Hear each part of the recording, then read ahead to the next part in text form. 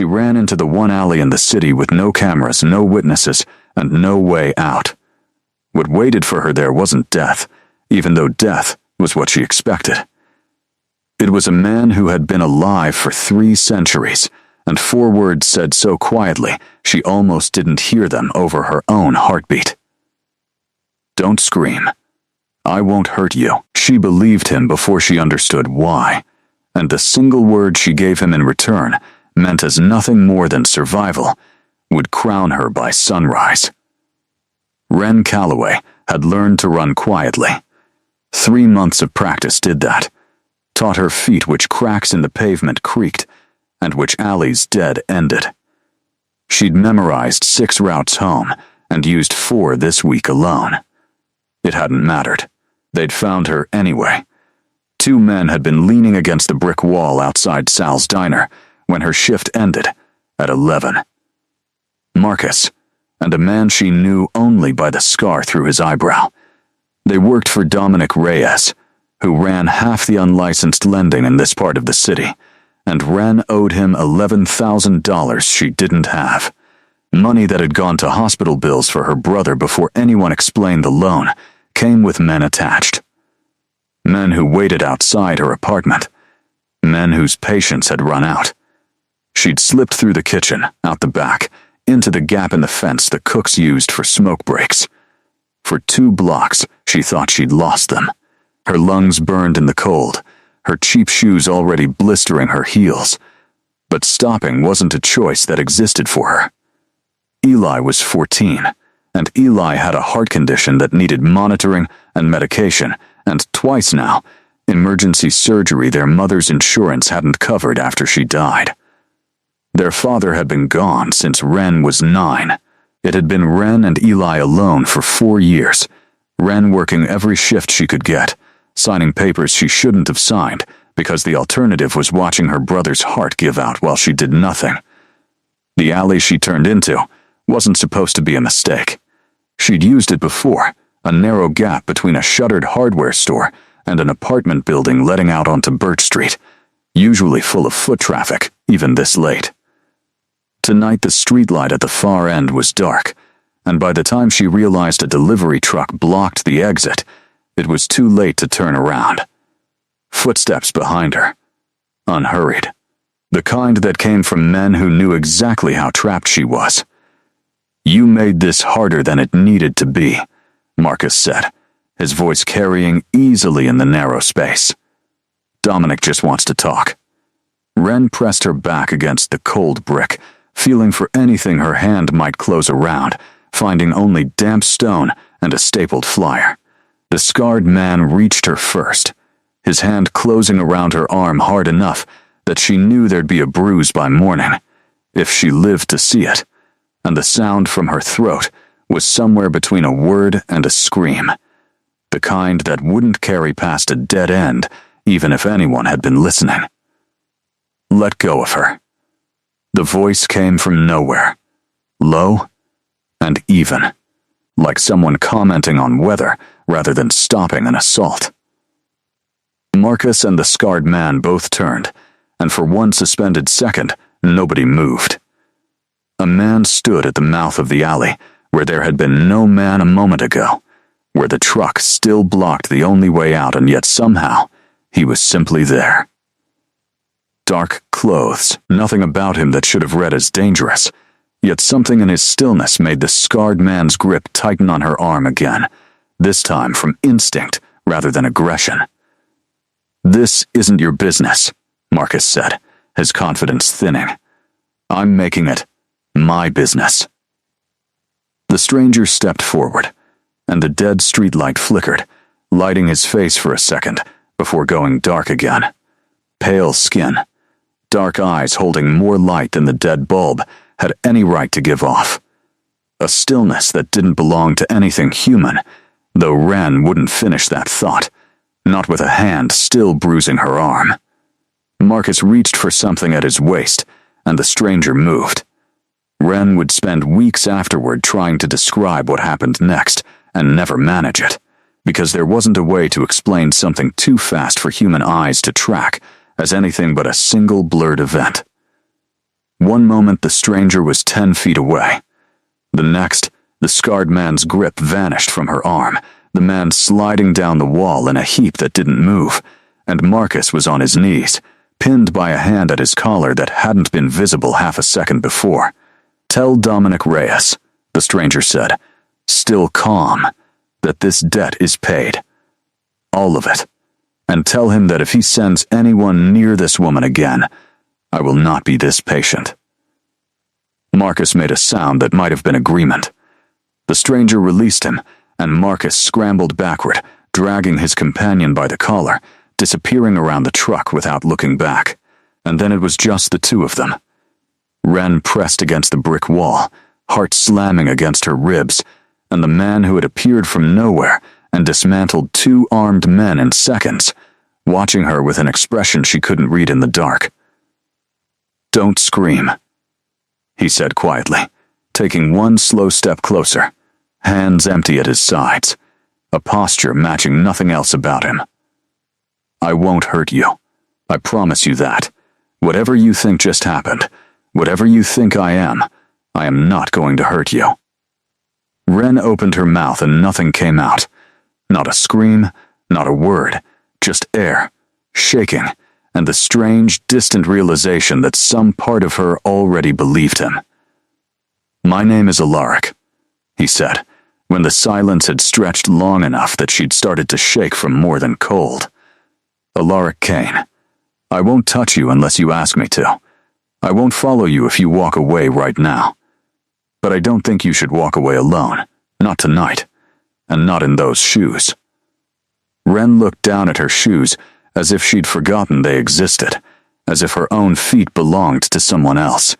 The adrenaline that had carried her through the chase and the alley was draining out of her all at once, leaving something hollow and shaking in its place. Her knees buckled before she decided to let them, and she found herself sliding down the brick wall to sit on the cold ground, the same wall Marcus had pinned her against minutes before. Alaric didn't move toward her at all. He crouched at a distance, putting himself at her eye level without closing the space between them, and waited quietly. "What are you?" Wren finally managed, her voice barely above a whisper. "Something you have a word for already," he said. "You just don't want to say it, because saying it makes it real, and you've had enough real things happen tonight." "Vampire." The word came out of her like something foreign, something she'd only used to describe movies and books. Never a man crouched 6 feet away in a dead-end alley with blood that wasn't his own cooling on the pavement nearby. "Vampire," Alaric agreed simply. She waited for fear to arrive the way it should have, the way every story she'd ever absorbed told her it would. But what came instead was a strange, bone-deep exhaustion, the kind that made monsters feel almost beside the point when she'd already spent 3 months running from men who didn't need fangs to be dangerous. "You saved me," she said slowly, testing the words. "I intervened." His voice carried something careful in it, like he was choosing not to take credit for more than the facts supported. "What you do with that is yours to decide. I'm not asking for gratitude, or anything else. I heard you running. I heard your heart, actually, before I heard your feet, and it was beating like something that knew it was about to die. I came to see why. You can hear heartbeats from blocks away when I'm listening for them." He paused. "It's not usually something I bother with. The city is full of frightened heartbeats. Most of them aren't actually in danger. Yours was." Wren pulled her knees up to her chest, wrapping her arms around them, a posture she recognized as one she'd used 100 times in the months since Eli's last hospital bill arrived. Dominic isn't going to just let this go because you told his guys to say something to him. Men like that don't forgive a debt because someone scarier shows up once. "Dominic Reyes will let it go," Alaric said, "because by morning he'll understand exactly who delivered that message, and men like him have survived as long as they have by knowing which fights end careers and which fights end lives." Something in his tone made it clear which category this fell into. I'm not telling you this to frighten you. I'm telling you because you deserve to know you're not in danger from him anymore. Not tonight, not next week, not ever again if I have any say in it. Why would you have any say in it at all? The question came out sharper than she intended. 3 months of suspicion finally finding a target that wasn't running away from her. You don't know me. You don't owe me anything. People don't dismantle 2 armed men and offer to handle a citywide loan shark because of a heartbeat they didn't like. Alaric considered this for a long moment, his dark eyes steady on hers in a way that should have felt invasive and somehow didn't. You're right, he said finally. It's not really about the heartbeat. I've lived a long time, Ren Calloway, long enough that very little surprises me, and even less moves me to act without calculation first. But I heard fear that had been going on for months, not minutes, and underneath it, something that hadn't given up yet. That's rarer than you'd think. I wanted to see it before it was gone. She didn't know what to do with that, so she said nothing, and the alley settled into a silence that felt less dangerous than it had any right to. I have somewhere safe, Alaric said eventually. Not far from here. You don't have to come. I can call a car to take you wherever you'd feel safe instead. Your apartment, a friend's place, anywhere you choose. But I don't think your apartment is safe tonight, even with Dominic handled. Because handled doesn't happen instantly, and his men know where you live. Ren thought of her empty apartment 3 blocks from here, the deadbolt that didn't quite catch, the window that didn't lock at all, and Eli sleeping at their aunt's place across town because she hadn't wanted him home alone while she worked nights. She thought of the particular fear that came from realizing she had nowhere that actually qualified as safe. She thought of the casual, terrifying ease with which this man had ended a threat she'd carried like a physical weight for 3 months, and how exhausted she was, how her body had stopped offering her any more adrenaline to keep running on. Okay, she said, and the word felt enormous leaving her mouth, far larger than 2 syllables should have been able to hold. Okay, take me somewhere safe. She didn't know yet that the word would mean more than she intended, that somewhere in his world's careful architecture, a word like that one given freely to someone like him was rarely just a word. The car that picked them up wasn't flashy, a dark sedan with tinted windows and a driver who didn't ask a single question about why his employer was bringing home a barefoot woman in a torn dress at midnight. Ren sat with her knees pulled to her chest the entire ride, watching the city slide past the window in streaks of color, watching the streets grow wider and quieter and cleaner the farther they drove from the diner, from Dominic's territory, from the version of her life that had existed 3 hours ago. You're not what I expected, she said eventually, mostly to fill the silence. What did you expect? I don't know. Capes? Coffins? Something more dramatic than a sedan with leather seats. Something that might have been a small smile flickered at the corner of his mouth, there and gone too quickly to be entirely sure of it. The capes went out of fashion around the same time gas lamps did. I adapted. The house, when they reached it, sat at the end of a private drive lined with old trees, set back far enough from the road that the city's noise dropped away entirely, replaced by something Ren hadn't heard in months. Actual quiet. Stone and dark wood, windows lit warm and gold from within. A house that looked like it had been standing for longer than most of the buildings she'd grown up around, because it had. How long have you lived here?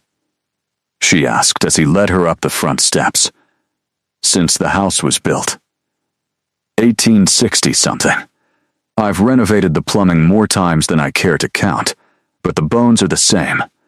Inside, a woman met them in the entryway, older, silver-haired, dressed like she'd been awake and working despite the hour, which she clearly had been. She took one look at Ren's bare, bleeding feet and the state of her dress, and didn't ask a single question either. Just disappeared down a hallway, and returned a few minutes later with a basin of warm water, bandages, and a stack of folded clothes that looked soft, and worn in the way that came from being washed 100 times. "This is Greta," Alaric said. "She's run this house longer than most countries have run their governments. Greta, this is Ren. She'll be staying with us for a while." Greta's eyes flicked toward Alaric, with something sharp and assessing in them, gone again before Ren could fully read it, replaced by the same brisk kindness she turned on Ren a second later. "Sit," she said, gesturing to a chair near the fire that had clearly been lit recently, though Ren hadn't seen anyone light it. "Let's see your feet before you track blood across my floors." The warm water stung against the cuts and blisters, but it was the kind of sting that came from healing rather than harm, and Ren found herself watching Greta's careful, efficient hands instead of thinking about anything else, which was probably the point. Alaric stood near the window, not hovering exactly, but present, watching the dark trees outside with the particular stillness of someone who'd spent centuries learning patience. "You don't have to stand guard," Ren said. "Old habit." He didn't turn around. "I'll stop if it bothers you." It doesn't. It should have, she thought. A stranger, a vampire, watching over her like something he'd decided was worth protecting. In a house she'd never seen before, on a night that had already broken every rule she'd built her survival around. It should have terrified her more than it did. Instead, there was something almost familiar about it, something her body recognized, even if her mind hadn't caught up yet. The specific relief of not being the only person keeping watch for once. When Greta finished and excused herself for the night, the house settled into a deeper quiet. Just the fire and the old wood creaking, and the two of them in a room that suddenly felt smaller than it had a few minutes ago. "There's a room upstairs," Alaric said. "Made up already. You don't have to talk to me anymore tonight if you don't want to. You don't have to explain anything you're not ready to explain." "My brother," Ren said instead, because it had been sitting heavy in her chest the entire ride, the one thing she couldn't set down even surrounded by warmth and quiet and a fire she hadn't asked for. "Eli. He's 14. He's at our aunt's tonight, but I need him to know I'm okay. I need to see him tomorrow. I can't just disappear on him. Not after everything, then you'll see him tomorrow." Alaric said it simply, like it required no negotiation at all. "I can have you driven there in the morning, or wherever you need to go. You're not a prisoner here, Ren. You're not required to stay a single hour longer than you want to." She studied his face for the lie she expected to find there, and didn't find one. "Why does any of this matter to you? I'm a stranger you found in an alley. Tomorrow, I could be gone, and you'd never have to think about me again." "I could," he agreed, "but I don't think I will." He finally turned from the window, and in the firelight his eyes looked less like something carved from ice, and more like something tired. Something that had been waiting a very long time for a reason to stop being so careful. It's been a long time since anything in this house felt like it mattered beyond keeping it running. Tonight, for the first time in longer than I'd like to admit, something did. Ren didn't have an answer for that, so she let Greta's borrowed clothes and the dying fire, and the unfamiliar safety of the room carry her upstairs instead, already wondering what tomorrow would ask of her that tonight hadn't. Morning came through unfamiliar curtains, gold and quiet, and for a few disoriented seconds, Ren forgot where she was entirely.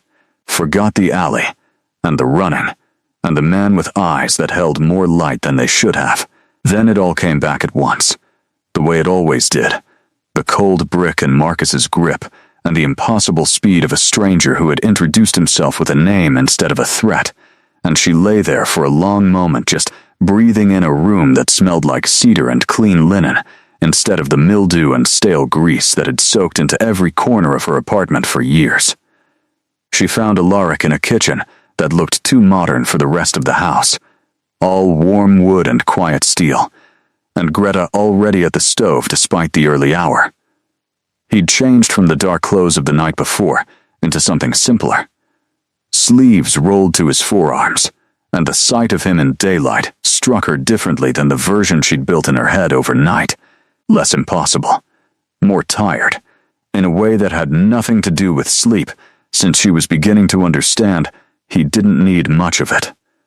"There's coffee," he said, without looking up from whatever he was reading on the table in front of him. And Greta made too much breakfast, as she does whenever there's someone new in the house to feed. "I heard that," Greta said from the stove, not turning around either. Wren sat across from him, accepting the mug Greta set in front of her, and for a few minutes nobody said anything important. Just the clink of dishes and the low murmur of a radio somewhere, and the strange, fragile sensation of being somewhere that didn't feel like it might fall apart the second she relaxed. "I called the number Greta gave me last night," Wren said finally. "My aunt. Eli knows I'm safe. He wants to see me. Then you'll see him." Alaric set down whatever he'd been reading. "I'll have you driven there whenever you're ready. And Wren, I should tell you something before you go, so you're not caught off guard by anything Dominic's people might still try." She set down her mug. "I thought you said it was handled. It is, mostly. Men like Dominic don't usually risk a second confrontation with something they don't understand, and by now, he understands exactly what he ran into in that alley. But mostly isn't entirely. And I'd rather you know what you're dealing with than discover it without warning." He paused, choosing his next words with the kind of care that told her this mattered more than he was letting on. "I'm not just someone with money and an unusual constitution, Wren. I hold territory in this city. Vampires answer to me here, the same way certain things in this city answer to people like Dominic, except my version of that arrangement goes back considerably further and reaches considerably wider." "Territory," Wren repeated slowly, turning the word over in her mind. "Like a king. The word gets used. Yes, I don't love it, but it's accurate enough." He watched her carefully, gauging her reaction the way someone braces for a blow they're not entirely sure is coming. "I'm telling you this because being seen with me, staying in this house, accepting any kind of help from me, puts you somewhere on a map that other people pay attention to. Dominic backing off doesn't mean nobody else notices a human living under my protection. I'd rather you decide what you want to do with that information with your eyes open than have it explained to you by someone with worse intentions than mine." Wren turned this over carefully, the way she'd learned to turn over every piece of information that touched her life since Marcus's first late payment notice arrived, weighing it for the trap that always seemed to be hiding somewhere underneath good news. "Are you saying I'm in more danger now, not less? I'm saying the danger changes shape. Dominic was a threat with a name and a price tag. What replaces him, if anything does, would be something with longer history and less predictable motives." He held her gaze steadily. "I won't pretend that's a small thing, but I also won't let anything happen to you because of a choice you made to accept help from me. That's not a promise I make lightly, and it's not one I intend to break." "Why?" Wren asked. The same question she'd asked in the alley, the one she still hadn't gotten an answer to that made complete sense, the one that kept circling back no matter how many times she tried to set it down. "Does protecting me matter enough to take on that kind of trouble?" Alaric was quiet long enough that she thought he might not answer at all, his gaze fixed somewhere past her shoulder. 300 years is a long time to watch people come and go, he said finally. Long enough to stop expecting anything to surprise you. You did, last night. Not because you needed saving, though you did, but because of what was underneath the fear. I told you that already. I haven't stopped meaning it in the daylight." He pushed back from the table. "Eat something before the car comes. Greta will be insulted otherwise. And trust me, you don't want Greta insulted." Wren almost laughed, the sound surprising her as much as it seemed to surprise him. A small fracture of normal in a morning that had no business feeling as normal as it did, sitting in a stranger's kitchen with a stranger's coffee warming her hands. She picked up her fork, and for the length of one quiet breakfast, the weight she'd been carrying for 3 months felt impossibly a little lighter than it had in longer than she could remember. 3 weeks folded into something that almost resembled a life.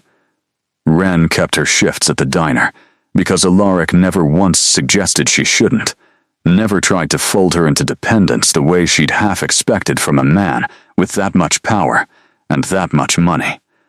Instead, he simply made sure a car was available when she needed one, made sure the house was there when she came back to it, made sure Greta kept a plate warm on the nights her shift ran late.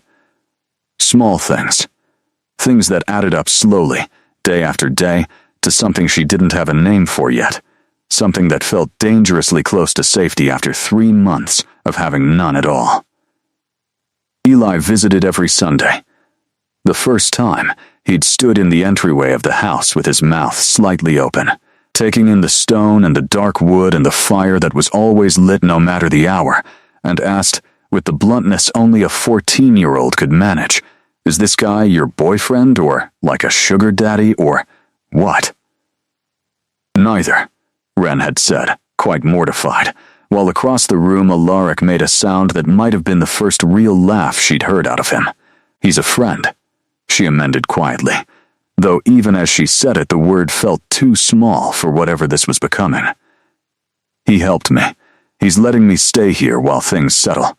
Eli, it turned out, asked fewer questions than she expected once he understood the one fact that actually mattered to a teenager whose entire world had narrowed down to survival the same way Wren's had.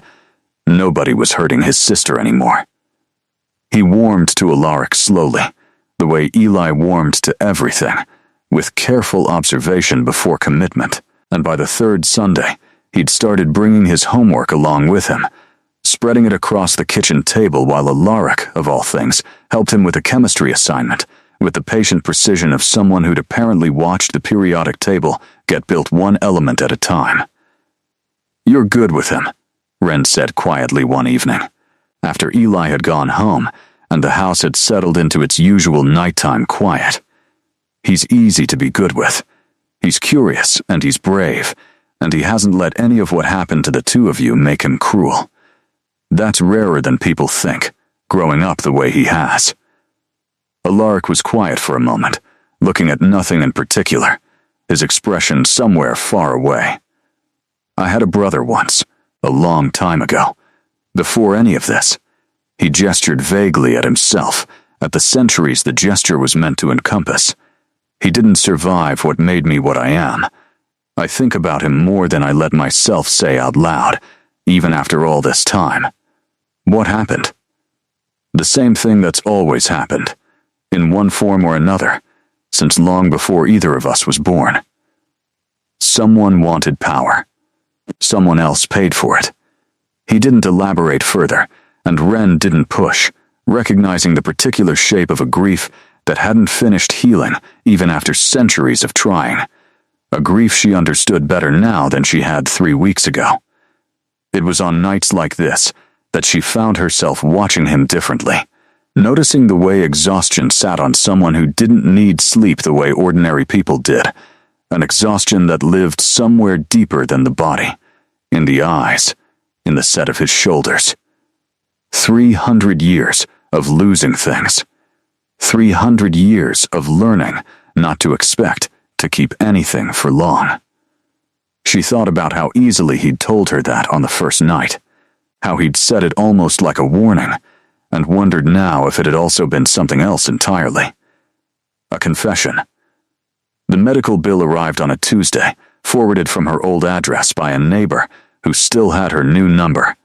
Eli's last cardiology follow-up, the one she'd scheduled before any of this happened, before Dominic's debt was paid and her life rearranged itself around a man she still didn't fully understand.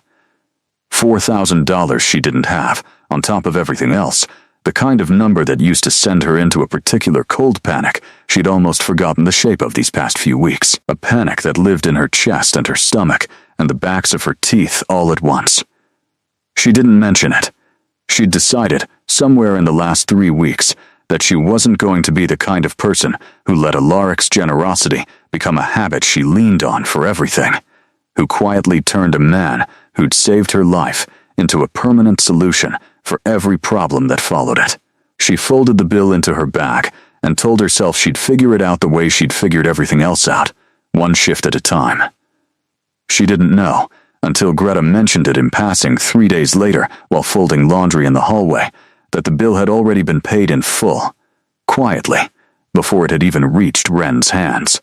She found Alaric in his study that evening, the crumpled bill clutched in her fist, fully prepared to be angry about it.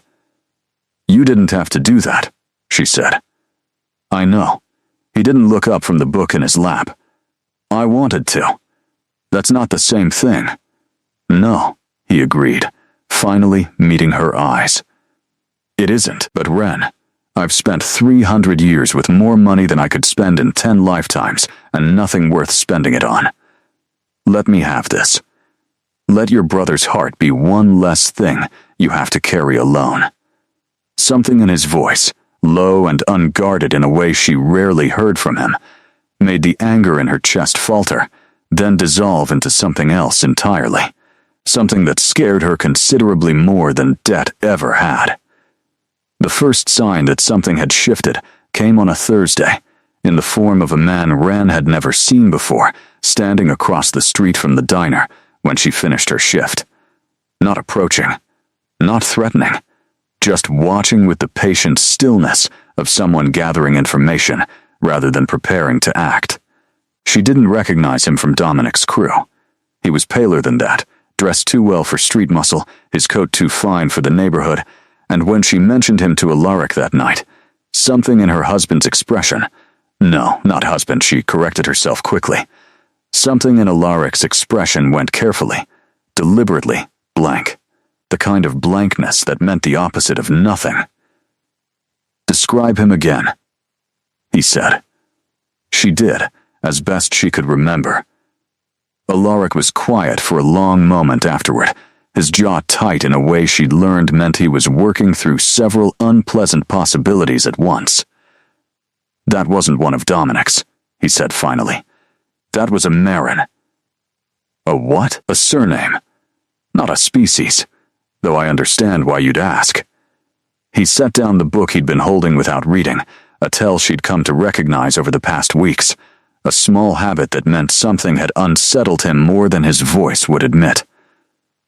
"Lady Celine Marin holds territory 2 cities over.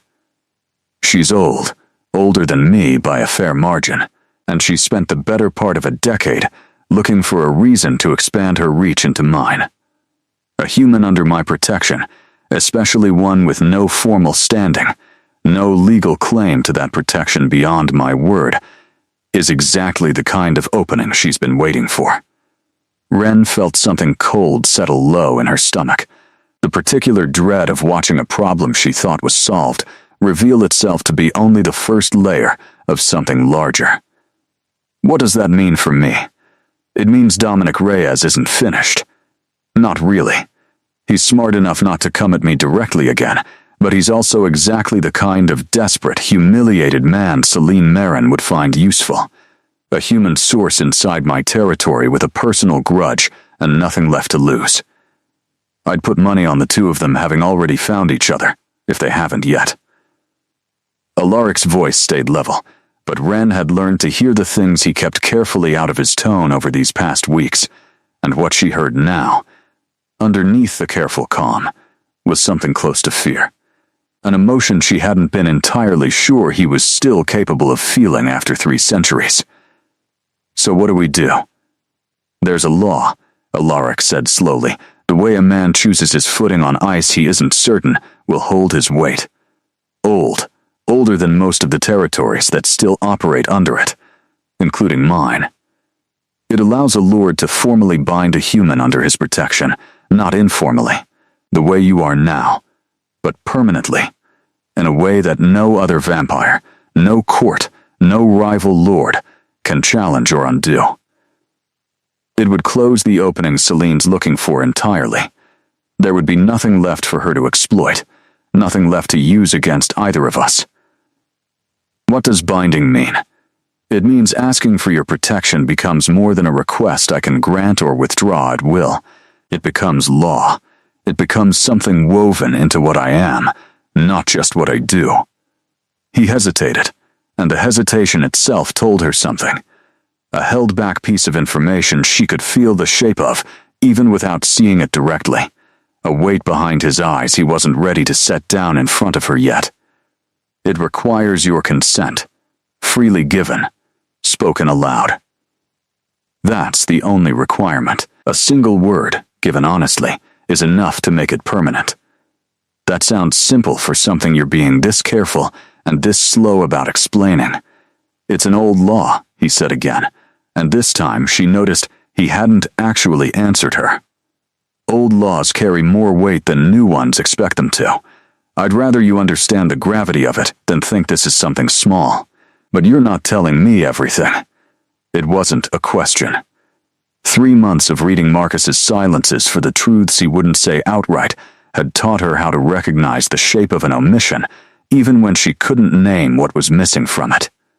Alaric met her eyes, and for the first time since the alley, she watched something that looked almost like guilt move across his face.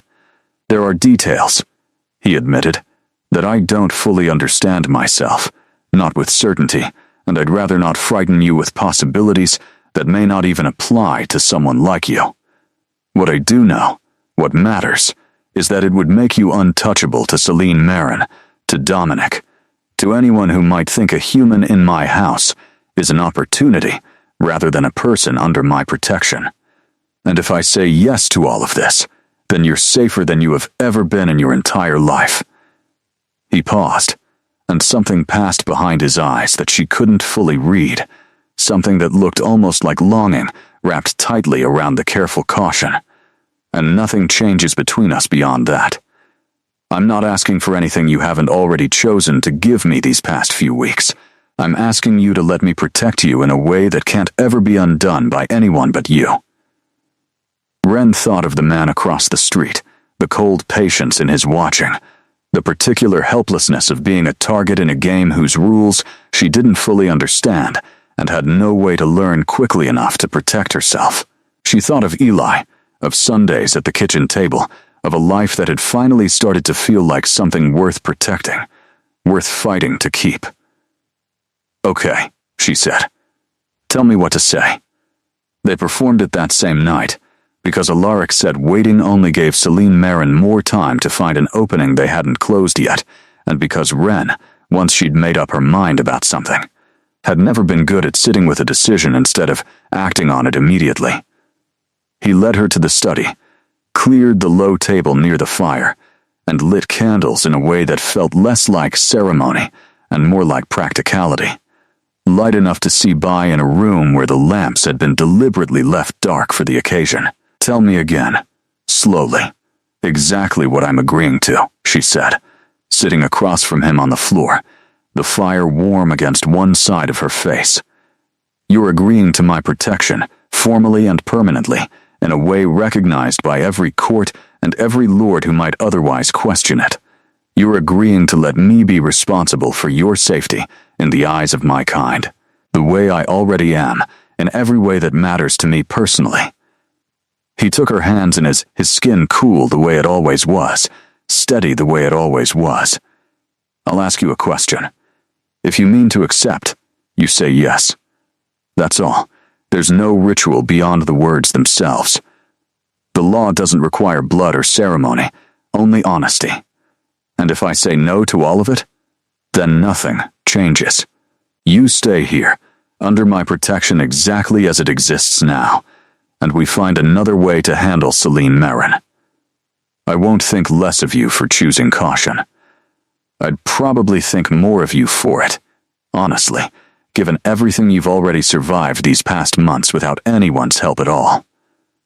Wren looked at his hands around hers, steady and certain in a way nothing in her life had been in longer than she could remember, and thought about the man across the street, the cold patience of him, and the particular exhaustion of spending years bracing for a blow that never quite stopped coming, no matter how far she ran.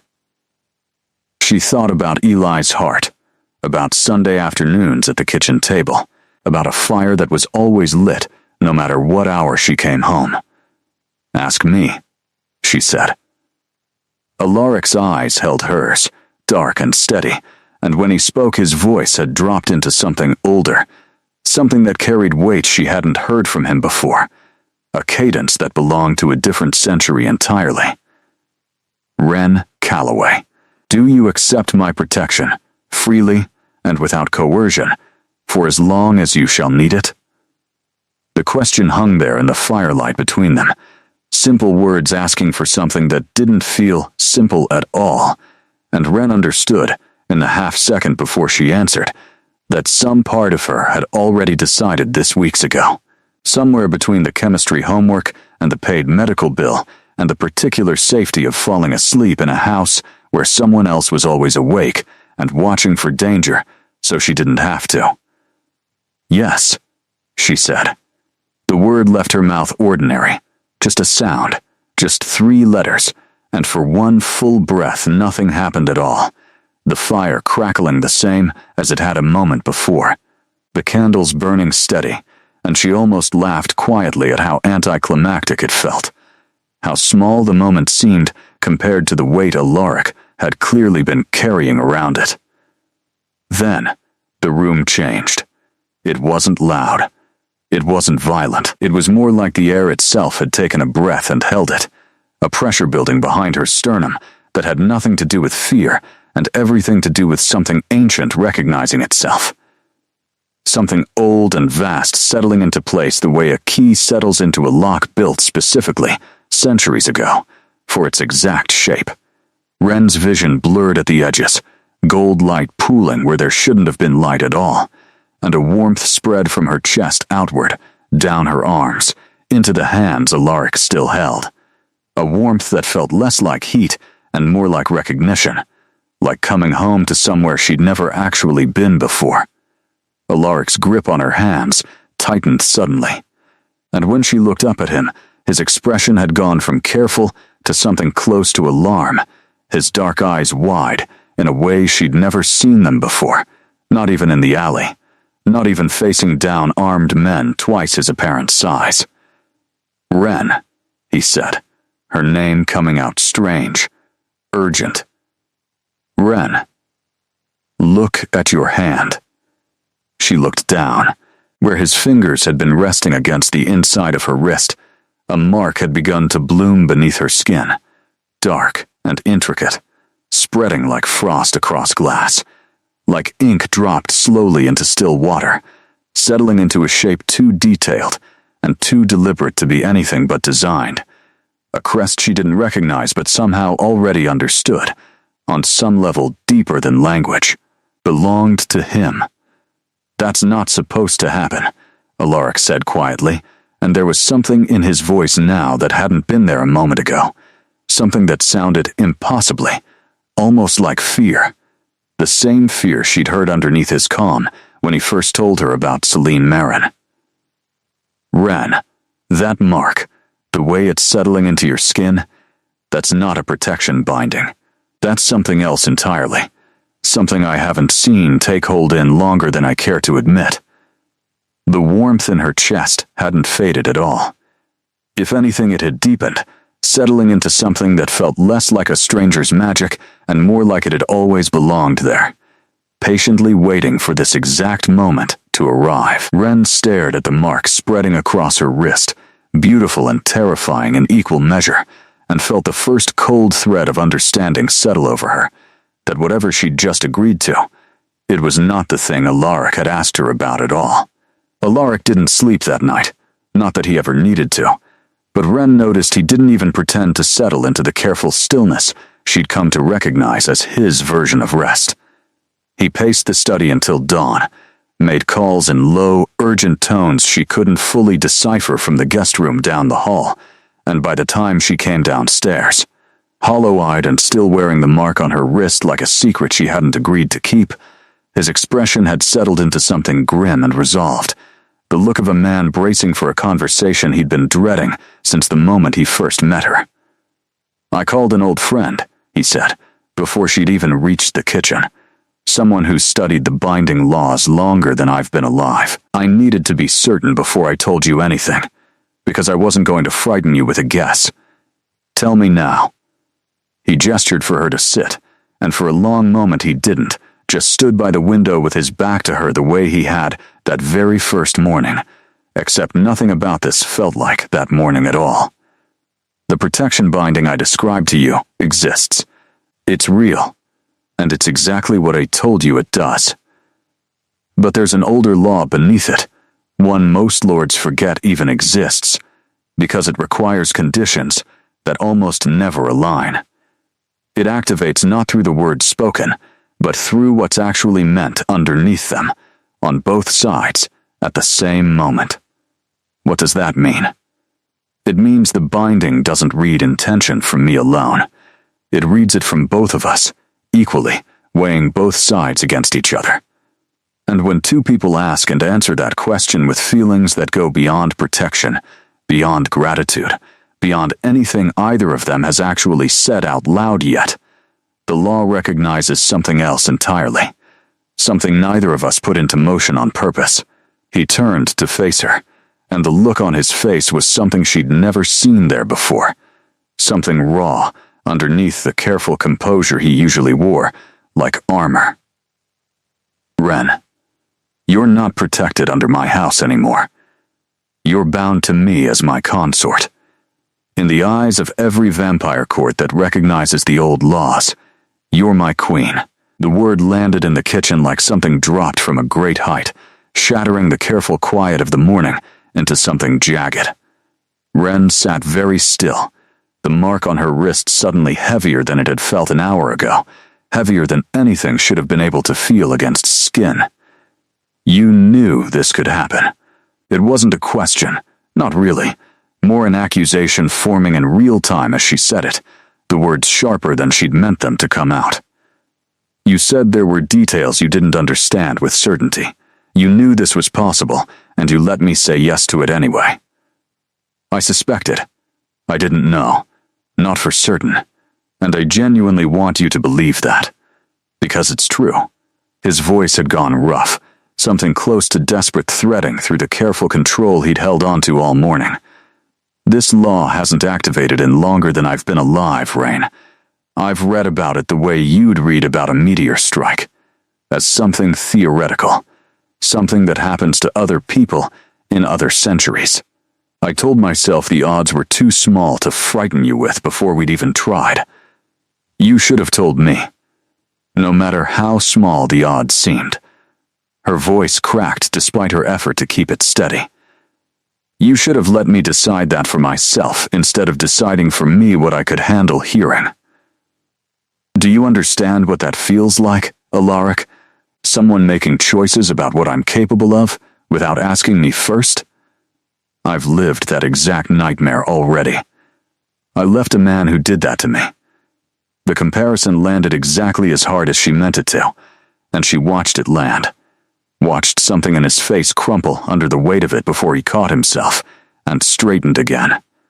Jaw tight, eyes bright, with something that looked dangerously close to grief. "You're right," he said quietly. "I have no defense for that. I was afraid of losing the only good thing that's happened to me in 3 centuries, and I let that fear make a decision that should have been yours alone to make. I'm sorry. Not for what happened, because I can't be sorry for something I don't fully understand or regret, but for not trusting you with the truth before it happened to you without your knowledge." Ren pressed her palms against the cool kitchen counter, grounding herself in something solid, while everything else about her life rearranged itself around a word she hadn't known was loaded the way it apparently had been. Queen, the word, belonged in stories, in history books, in the kind of fantasy she'd stopped believing in. Around the same time, she'd stopped believing anyone would ever choose her over the version of safety that came easiest. It didn't belong to a waitress with blistered feet and a brother with a bad heart and $11,000 of debt that had only just stopped following her. "What happens now?" she asked, because someone had to ask, and the silence had stretched long enough that she couldn't bear carrying it alone anymore. What does being your queen actually mean, beyond the word itself? Alaric crossed the kitchen and knelt in front of her chair, an act of deference she hadn't expected from a man who held territory the way other men held citizenship, and took her marked wrist gently in both hands, as if it might shatter if he wasn't careful with it. "It means," he said quietly, "that every single thing I told you about danger gets exponentially more complicated, and exponentially more important to get right, starting tonight." The summons came 3 days later, delivered by a courier who arrived at the house in formal black and addressed Wren as Your Majesty, with a straight face that made her want to either laugh or be sick. She genuinely hadn't decided which yet. The Council of Eastern Territories wanted to meet the human who had triggered a binding nobody alive had witnessed actually happen, and Alaric explained, with the careful patience of a man delivering news he already knew she wouldn't want to hear, that attendance wasn't optional. Not for either of them. Not this time. "They'll want to test you," he said the night before, helping her into a dress Greta had produced from somewhere, with the same brisk efficiency she handled everything else in that house. Deep green silk. Simple but unmistakably formal. Nothing like anything Wren had worn in her life before this one began. Not physically. They'll ask questions designed to find cracks, designed to prove you're not what the binding claims you are. Some of them have spent centuries believing humans are beneath formal recognition entirely. They won't enjoy being told otherwise by a law older than their objections to it. And if I crack under this, you won't crack. He said it without hesitation, the kind of certainty that should have felt presumptuous, and instead felt like an anchor holding steady against a current. But if you did, it wouldn't matter. The binding doesn't ask their permission. It already happened. Tomorrow isn't about earning something you already have. It's about making them say so out loud. They hadn't fully repaired things between them since the kitchen. Not really. Not the rawest parts of it. Though the days since had softened the edges considerably. The way a wound starts to close even while it's still healing underneath. Wren had watched him work. Watched him quietly rearrange his entire territory's security around protecting her. Watched him sit up 3 nights running studying ancient texts for anything that might tell them more about a law that had apparently decided, entirely on its own, that the two of them belonged to each other. She hadn't forgiven him for the omission. Not completely. She'd started to understand it, which wasn't quite the same thing, but was its own kind of progress, the kind that mattered. The council chamber, when they arrived the next evening, looked exactly like the kind of place built to make people feel small on purpose. Stone arches older than most countries, a long table carved from dark wood worn smooth by centuries of hands. A dozen vampires arranged around it, with the particular ancient stillness Wren had learned to associate with creatures who'd stopped needing to perform urgency centuries ago. Alaric kept his hand at the small of her back as they entered, a steady pressure that said, without a single word, "You are not alone in this room, whatever happens next." Lord Kane, the eldest among them, spoke first, a woman whose age showed not in her face, but in the weight behind her eyes. Something that had clearly seen empires rise and crumble and found neither one particularly remarkable. "You bring us a curiosity." "I bring you my queen," Alaric said, and Wren heard the steel underneath the courtesy of his tone. "I'd asked the council to address her as such." A ripple moved through the room, not quite a murmur, something more contained than that, but still entirely unmistakable to anyone paying attention. One of the younger lords, dark-haired and visibly skeptical, leaned forward in his seat. "The binding is recognized in theory. Whether it should be recognized in practice, for a human with no lineage, no formal training, no real understanding of what she's actually agreed to, is a separate question entirely, and one this council has every right to ask." "Ask her your questions, then," Alaric said. "Directly. She's capable of answering for herself." The dark-haired lord turned his attention fully onto Wren, something testing in his expression. The particular cruelty of someone who enjoyed watching things break under pressure and called it diligence. Tell me, Queen Calloway, what do you know of vampire law? Of territory rights? Of blood debts? Of the obligations a consort carries to an entire court of people who never chose her, and likely never would have? Nothing, Wren said, before she'd fully decided to answer honestly, rather than try to fake a competence she didn't have and never would. I know nothing about any of that. 3 months ago, I knew how to balance a tray of dishes without dropping it, and how to stretch $11 across a week of groceries for myself and my brother. I don't have lineage. I don't have training. What I have is the fact that a law older than your objections looked at what's actually true between Alaric and me, and decided it mattered more than tradition does, more than centuries of precedent. The room had gone very quiet. The eldest woman's eyes had sharpened, something assessing in them now that hadn't been there before. What is actually true between you? She asked, leaning forward slightly herself now, in your own words, not the binding's words. Wren glanced at Alaric, who watched her with an expression she'd come to recognize over these past weeks, something that looked, impossibly, like hope laid bare in front of an entire room of strangers. That he saw me when nobody else had bothered to look in years. That he never once asked me to be smaller, or quieter, or easier to manage, the way everyone else in my life had asked, without ever saying it outright. That whatever this binding decided, it didn't invent something that wasn't already there between us. It just finally said it out loud, where everyone could hear it. The silence that followed her answer felt different than the one before it had, heavier in a way that had nothing to do with hostility at all. The call came on a Sunday afternoon, exactly the kind of ordinary hour that made the words on the other end of the line feel impossible to process at first. Wren's aunt, her voice high and frantic, saying Eli hadn't come home from the corner store, that he'd left 40 minutes ago for milk and bread and should have been back in 10.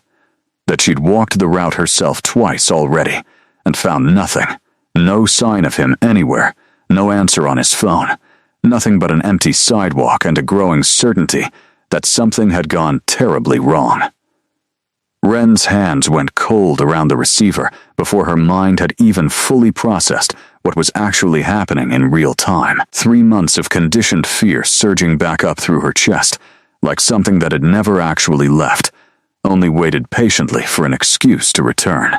Alaric was beside her before she'd finished relaying the words, his expression having shifted from concern to something harder, colder, the particular stillness of a predator calculating angles of attack before the first move had even been made. "Celine," he said, not a question at all, more a quiet confirmation of something he'd already suspected the moment the phone rang. This is exactly the kind of leverage she'd reach for, the kind that looks clean from a distance. Strike at the human family before striking at you directly. It's deniable. It puts the council in an impossible position if it actually works the way she's hoping. He's 14. He's just a child. I know. His voice had dropped into the register she'd heard only once before, the one from the night of the binding, the one that belonged to something far older and far more dangerous than the careful, gentle man who'd helped Eli with chemistry homework at the kitchen table every Sunday. And I am going to find him before the hour is out, or I am going to burn down every single person who decided touching him was an acceptable risk worth taking. The security network Alaric commanded moved faster than anything Rain had ever seen. Calls placed in low, rapid succession, a dozen names she didn't recognize given instructions in a tone that left no room for delay, hesitation, or excuse of any kind. Within 20 minutes, a location surfaced, a warehouse near the old shipping docks, a property quietly connected to a holding company that traced back, after 3 more calls and a name spoken with real venom, to someone Rain did recognize after all. Dominic Reyes, the name that had haunted 3 months of her life, resurfacing exactly when she'd thought it was over. He wouldn't have the resources for something like this alone, Alaric said, already moving toward the car, already shrugging into a coat that did nothing to disguise the violence radiating off him. In waves Ren could practically feel against her own skin from 3 feet away. Celine's funding him, almost certainly, using his grudge as convenient cover for her own ambitions in my territory. It doesn't matter whose idea it was first. It only matters that they have your brother, and that this ends within the hour, one way or another, completely. Ren rode in the car beside him in tense silence, hands clenched so tightly in her lap that her knuckles had gone completely white, and made herself ask the one question she needed answered before they actually arrived. "What happens when we finally get there?" she asked. "Finally, you stay in the car." His tone left absolutely no space for negotiation of any kind. "I mean that, Ren. Whatever you're picturing yourself doing inside that warehouse, set it down right now. You being safe is the only acceptable outcome that lets me focus completely on getting your brother out alive. And if something happens to you in there instead of him, then it happens to me, not to you or him. That's the calculation. It's the only one that matters tonight." He glanced at her once, something fierce and certain in his expression that left no room for argument. "I have spent 3 centuries learning exactly how dangerous I can be when something I care about is threatened. Tonight, you're going to watch me prove every bit of it." The warehouse sat dark against the waterfront. No visible guards anywhere along the perimeter, which told Ren nothing, except that whoever was inside had decided not to bother with human-scale precautions against a vampire lord who could move faster than any of them could possibly track. Alaric stopped the car 2 blocks out, took her hand once, briefly, pressing something cool and certain into her palm that felt like a promise rather than an object, and was gone before she'd fully registered him leaving the seat beside her, the door swinging shut behind nothing but empty air.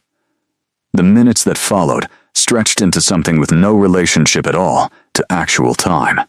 Ren sat alone in the dark car, replaying every version of what could be happening behind those warehouse walls, picturing Eli's face, picturing the particular terror of a 14-year-old who'd already survived enough in his short life to know exactly how badly things could go when adults decided to use children as leverage.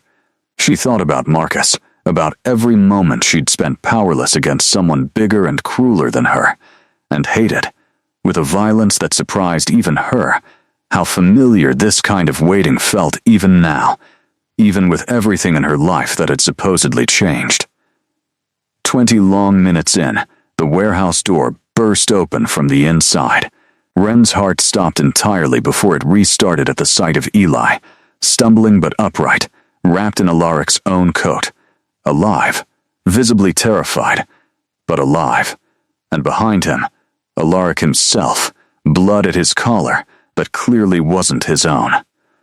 Carrying himself with the particular controlled fury of a man who had not yet finished being dangerous tonight. Not by a long stretch. Eli cried the entire ride home, the kind of crying a 14-year-old does when he's spent an hour being brave for strangers and finally has permission to stop pretending. Ren held him in the back seat, her own face wet against his hair, while Alaric drove in grim silence up front, his knuckles tight on the wheel, the adrenaline of the warehouse still visible in the rigid line of his shoulders, in the way his jaw stayed clenched the entire drive home. "They didn't hurt me at all," Eli kept saying, like he needed her to believe it fully before he could fully believe it himself. "They just locked me in a small room. Some guy asked me weird questions about you and the vampire stuff, and I didn't know what to say, so I just didn't say anything at all. You did exactly the right thing," Alaric said, his voice gentler now than it had been in the warehouse, gentler than Ren had heard it even at the kitchen table over chemistry homework. "You kept yourself safe. That's all that mattered tonight." "What happened to them?" Eli asked quietly. "The guys who took me there? Alaric's eyes met Ren's once in the rearview mirror. A question and an answer passing between them without words. "They won't ever be bothering anyone again," he said. Not Dominic, not the people he was working for. I made certain of it. He didn't elaborate further, and Eli, exhausted and shaking with the last of his adrenaline, didn't ask for more than that, too tired to push past the careful edges of what Alaric was willing to say out loud. Ren understood, in the careful weight of Alaric's silence, that whatever had happened in that warehouse had ended something permanently, and that he'd absorbed the cost of that ending, so neither she nor her brother would ever have to carry it themselves. Celine Marin sent a formal communication 3 days later, brief and coldly worded, denying any involvement in the warehouse incident and expressing carefully measured regret that an independent human criminal had apparently taken such drastic and unsanctioned action entirely on his own. Alaric read it once, set it aside without comment, and told Ren not to bother believing a single word of it. "She'll lay low for a while," he said. "Long enough to see whether the council holds her accountable for funding it, which they won't, because she's covered her trail too well for that, and long enough to see whether this changes anything about how seriously this territory takes its queen." Something in the way he said the word, careful and proud in equal measure, made Ren's chest tighten. The second council meeting happened a week after the first, called this time not by summons but by Alaric's own formal request, a petition asking the council to recognize, beyond mere theoretical acknowledgement, that the binding had been tested under genuine threat and had held completely. Ren stood before the same long table, the same dozen ancient faces, but something in the room felt different this time, less like an interrogation, and more like an audience waiting patiently to be convinced of something they already suspected, deep down, was true. "Tell us what happened in that warehouse," the eldest woman said, the same one who had asked Ren what was actually true between her and Alaric the first time. Not what Lord Kane did, what you did while you waited. Ren hadn't expected the question at all, hadn't prepared an answer for it the way she'd carefully prepared for questions about lineage and law. "I sat in a car and trusted someone with my brother's life," she said honestly. "That's not heroic. It's not the kind of thing that gets written into history books. But it was the hardest thing I've ever done. Harder than running. Harder than leaving Marcus. Because it meant believing, completely and without reservation, that someone else could carry a weight I'd spent years convinced only I could carry alone.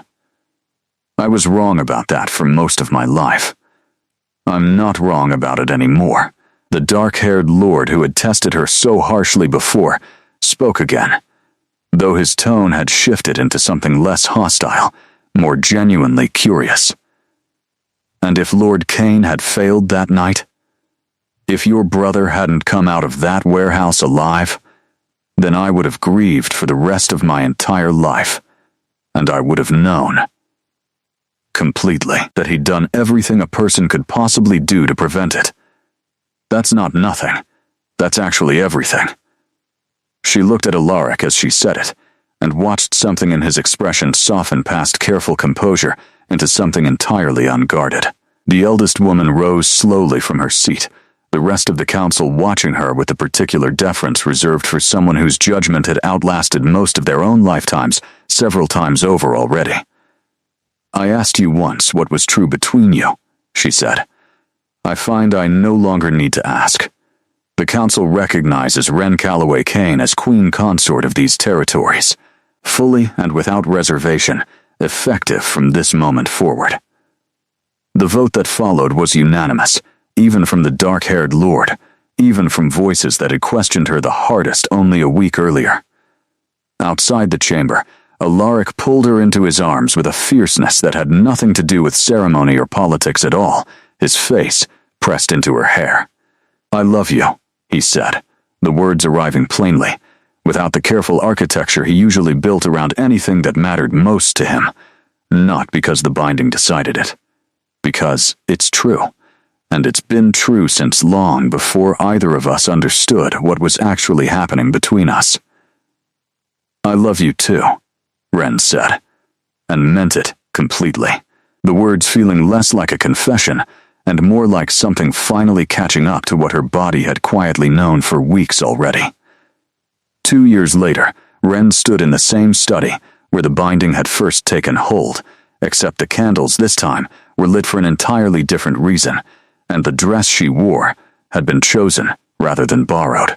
Deep blue silk that Greta had insisted on for the formal wedding neither the law nor the council had actually required, but that Ren had wanted anyway. A ceremony built purely for the two of them, rather than for any court's recognition or approval. Eli stood beside her as the only family she had left in the world, 16 now, taller than her by a full head, wearing a suit he'd complained about for an entire week and secretly loved anyway. He'd grown into himself in ways that still surprised her some mornings, the particular confidence of a kid who no longer flinched at sudden movements, who'd learned that the adults around him could actually be trusted to show up when it mattered. He'd taken to calling Alaric the old man with the specific affection only teenagers could manage, and Alaric, to Ren's endless amusement, had never once corrected him. "You ready for this?" Eli asked, adjusting his collar for the third nervous time. "Ask me again in about 5 minutes." He laughed, the easy laugh of someone whose heart, both the literal one and whatever else counted, had finally been given room to be young instead of constantly vigilant. "He's going to cry. You know that, right? 300 years old and he's going to absolutely cry. I'm counting on it," Ren said, and meant it. The ceremony itself was small, held in the garden behind the house rather than the council chamber. Greta and a handful of people who'd become something like family over 2 years, standing as witnesses instead of nobility. Alaric waited at the end of the aisle in dark formal clothes, and when Ren walked toward him, she watched exactly what Eli had predicted happen. Watched centuries of careful composure give way entirely to something raw and unguarded and human in every way that mattered. "You found me sleeping on your floor with $20 and nothing else," she said, when they'd reached the part of the ceremony meant for their own words instead of borrowed ones. "I thought I had nothing that night. I thought I'd lost everything worth having." "You had everything that mattered," Alaric said, his voice rough in a way she'd only heard a handful of times in 2 years. Courage, stubbornness, the kind of strength that doesn't announce itself, that just keeps getting up every single morning no matter what the night before cost you. You just needed someone to actually see it. "You saved me. You saved yourself," he corrected, the same words he'd say more than once over the years that followed, words that had become something like a private vow between them, long before this ceremony made anything official. I just refused to look away once I saw what was actually there. After the ceremony, after the small dinner and the toasts and Eli's deeply embarrassing speech about chemistry homework and burned French toast that didn't even apply to their household but he insisted on anyway, Ren found Alaric alone by the window, looking out at the garden the way he used to look out at the city in the early days. Except his expression now held none of the old weariness she'd first mistaken for simple stillness. "Do you ever think about that, Allie?" she asked, joining him. "Every day." He didn't look away from the window. Worst night either of us had in years. Best night of my entire existence, because it's the night I found you. He turned to face her fully. "I keep the $20 bill, you know, in my desk. I never told you that." "You kept it?" "Of course I did. It's where everything actually started. $20, and the bravest woman I've ever encountered in 3 centuries of watching people come and go." Ren thought about everything that $20 had once represented, the absolute bottom of what a life could be reduced to, every door closed, every safety net gone completely, nothing left but her own 2 feet and a stranger's open service entrance. She thought about how far that single night had carried her, through fear and binding and council chambers, and a warehouse she still sometimes saw in dreams, all the way to a garden full of people who genuinely loved her. A brother who slept soundly now. A man who'd chosen her honestly and completely once he finally understood what choosing her actually meant. "We saved each other," she said finally. That's what I think it actually was, in the end. Not a rescue. Not really. Not in the way the story sounds when other people tell it. Just two people who'd both run out of reasons to keep going alone, finding a reason to keep going together instead. "I think that's exactly what love does," Alaric said, pulling her close, his voice quiet against her hair. "It doesn't erase what came before it. It just makes sure you never have to carry the weight of it by yourself again." The garden settled into evening around them, lanterns flickering on as the sky deepened toward dark, Eli's laughter carrying faintly from somewhere near the dinner tables. Greta fussing over the leftover cake the way she fussed over everything she loved. Ren leaned into Alaric's shoulder and let herself simply exist there, unguarded, unafraid, finally and completely home. Happily ever after, she'd learned, wasn't a single moment a story arrived at, and then stopped. It was built the same way safety had been built that very first night. One small act of courage at a time. One yes at a time.